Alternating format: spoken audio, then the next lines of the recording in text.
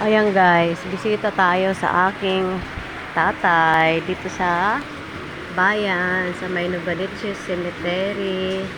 Maaga pa lang pumunta na talaga ako kasi nga ayaw ko makipagsiksikan sa maraming tao guys. Kasi diba alam mo naman, pag ganyang undas, marami talagang tao yan.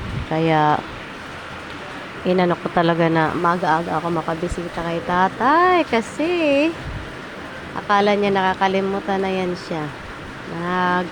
Pumapasok na sa aking pagtulog. Pero hindi ko naman yan siya nakakalimutan at dinadalo ko naman talaga siya dito. Kaya ayun nga, napag-isipan kong agahan na lang muna yung pagbisita sa kanya at hindi na makipagsiksikan pa pagdating ng 1-2.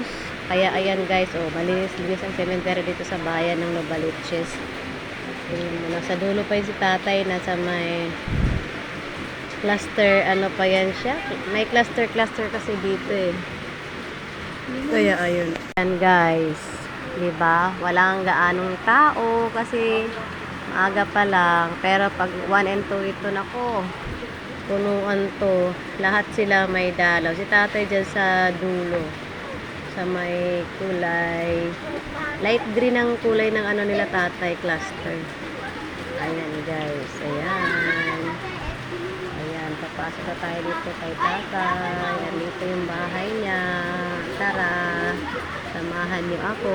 Ayan ang aking tatay, kumusta naman? Ayan, bisita ko rin ang aking tatay.